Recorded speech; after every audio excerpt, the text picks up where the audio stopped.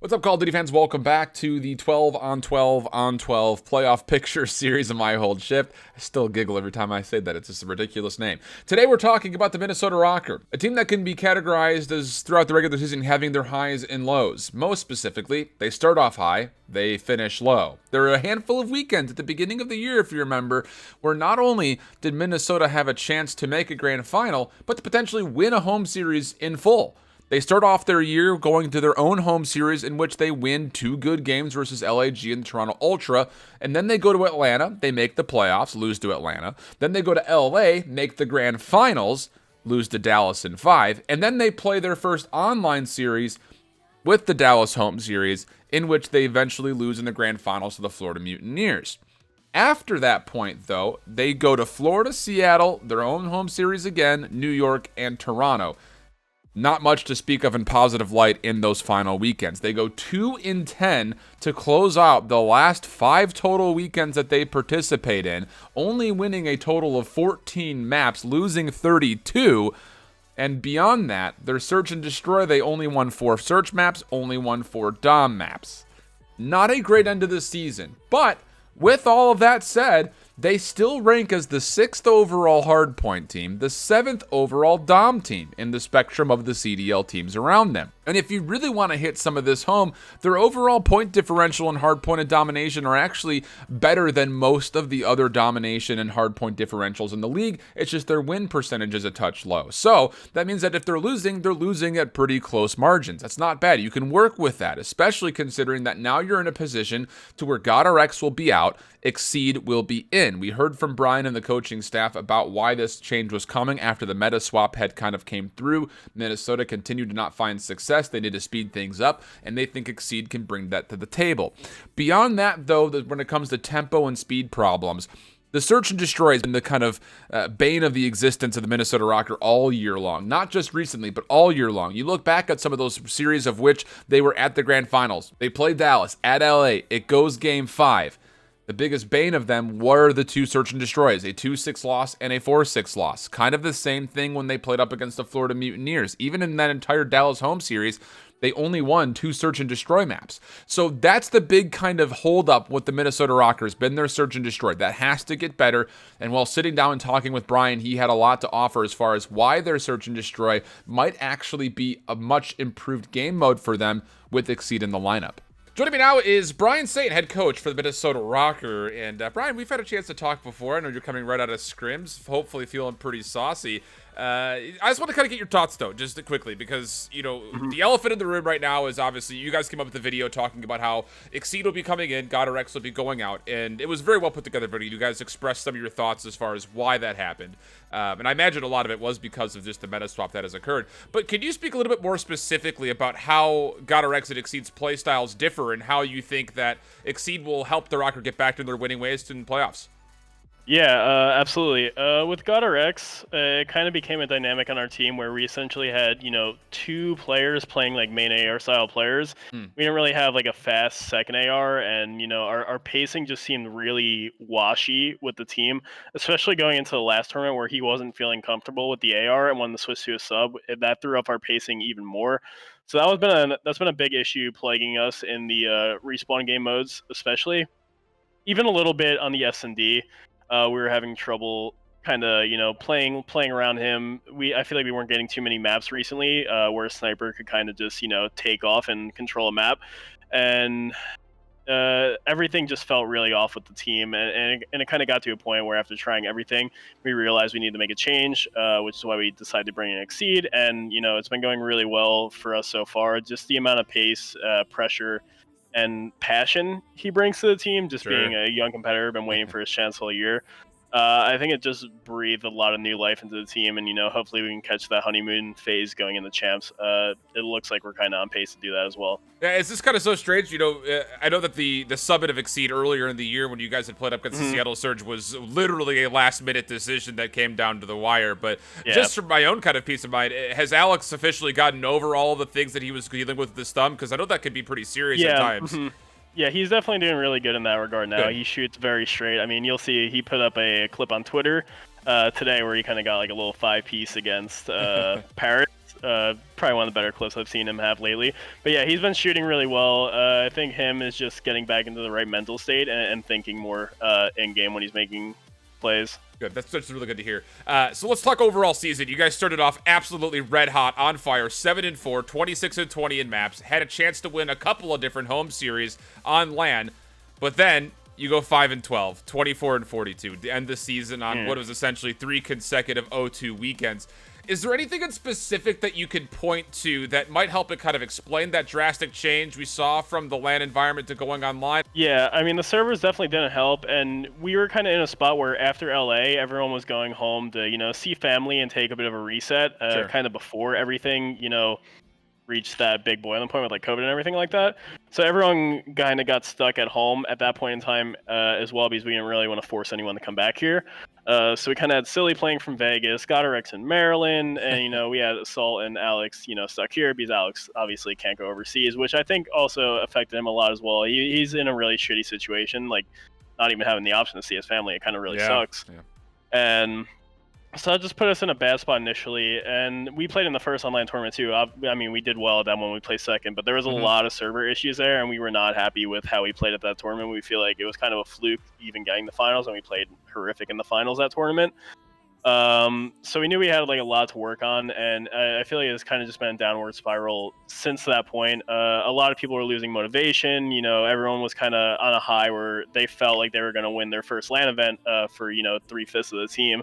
Everyone never felt, more confident in their life going into tournaments and being able to win them. And the whole shift online really demoralized a lot of people because people didn't really see the tournaments as chips. And it kind of just threw a lot of people on the team off. I mean, that totally makes sense. I mean, it was funny. I was talking to Kismet earlier at Paris Legion. He almost said the exact same thing. It's just the environment is just so different. It's just when people feast off that LAN environment, it really does bring out another element to your gameplay for sure. 100%. It was really hard to get back into that, that mindset that these tournaments are the equivalent of what we were playing before, and they mean just as much going in the playoffs and champs. But our goal from the start of the year has always been to win the big one, and we were perfectly fine with not winning any homestands this year as long as we were making constant progress and getting to the point where we felt like we had the ability to win the championship at the end of the year. And hey, getting into the playoffs, you guys continue to be relatively 50-50 in your respawns, which is good because you guys do hold a pretty well-diverse respawn map pool compared to a lot of other teams out there. But Search and Destroy has clearly been a bit of a headache because you guys went 6-15 in the last recent stretch. Is there anything specific that you guys are looking at in this period without really giving away too much when it comes to trying to remedy some of the problems you guys have been finding in the Search and Destroy? Yeah, I feel like our big S&D issues, kind of with the whole shift online, we're being able to adapt and make mid-round plays. I think our initial plays on every map were, really good. We were kind of opening up the rounds, getting them in the 4v3s, 3v3s, et cetera, et cetera. But when it got to those points, we didn't really have anyone who would kind of go out there and make a play and open up the map in those late to mid-round situations. And I feel like Exceed can definitely help us in those scenarios as, he's going to be picking up the tempo a lot more than GodRx does the majority of the time, except for, when he snipes. That's the big question I was kind of leading towards, and maybe you don't want to tell me. That's perfectly fine. GodRx was top 3 sniper kills, at least by total, throughout the year. Is there going to be a major, degrade for not having him in the lineup when it comes to Search, or is someone else kind of trusted to pick it up and kind of running with it in stride? Xy's actually a really good sniper, so slotting him in on the maps like Arklov and Piccadilly, where you kind of want to have a sniper all the time, wasn't too drastic of a change. And I think it kind of gives us a lot more new looks on a lot of the faster tempoed S&D maps. But yeah, Xy's really good with the sniper. You'll definitely be seeing him hit some really good shots come champs. And I feel like, we kind of are redefining our S&D a little bit now, and we have more potential to make mid-round plays. And totally fair. Oh, you guys got New York up first, just to kind of get you the final question. This is a team that has really had your guys' number all season long, only allowing you guys to take a single domination map win over the course of the 2 times that you guys have played, both of which were relatively recently for the most part. But beyond that, this is also a squad that actually hard vetoes a lot of your guys' favorite maps in particular modes. So is there a particular way that you're looking to prepare for New York specifically, or is this a matchup that you're kind of aiming to try to shut down certain maps, or maybe putting them on certain maps they might not be as comfortable on? I mean, they don't really know what our map pool's looking like now. Okay, We haven't fair. scrimmed them in quite some time, especially with this new roster. We've avoided them entirely. So I feel like they're not going to know much about us at all. And, you know, we might have a little bit of intel on them.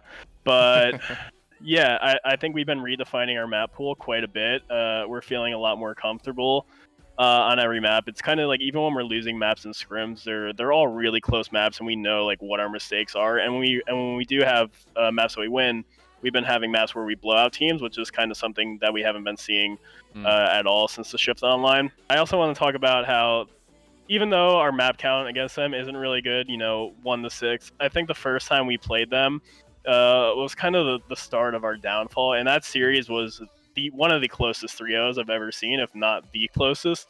We lost the first map, 250, 249, because Mac was able to get in the construction hill and contest for 1 second.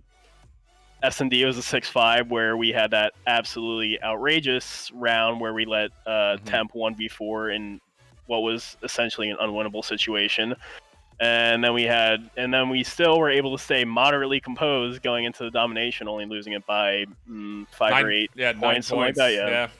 It was a really tight series. I think that was actually, by total point differential, like the closest series that we've had like all season long, even though it was a 3-0.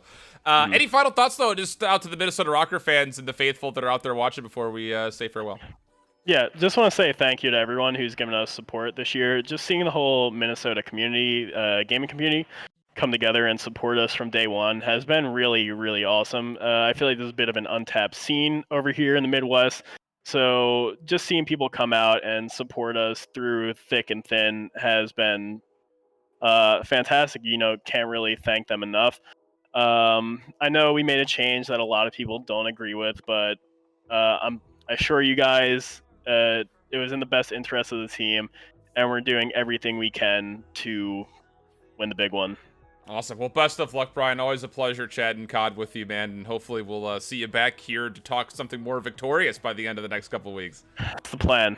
All right, buddy. Take care. All right, thank you. So there you have it. Brian always has great things to say, and it's one of those coaching staffs that you look at and you say, with 3 weeks, I think they'll find a way to get things moving in the right direction for Minnesota. The problem here, though, is that they play up against the New York Subliners first, a team that they have not beat before, and, well, a little bit of extra insult onto the injury of that stat line. They've only won a single map versus the New York Subliners previously. Both of those matchups were relatively recently, the most recent one being at the New York home series themselves, in which they did not put up a very good fight in either Hardpoint or Search and Destroy. They only won the domination in that matchup of a 4-game series. So, my expectations for this Minnesota Rokkr team is that they will be improved, but will they be improved enough to beat New York? It just, for me, comes down to what will they be able to do if they find themselves in the lower bracket early against a number of teams that also are having their own personal interpretive issues. So, it'll be interesting to see. And again, hopefully you guys enjoy the video. We'll be back with more throughout every single day until we get to the playoffs. So make sure you subscribe along if you're not already.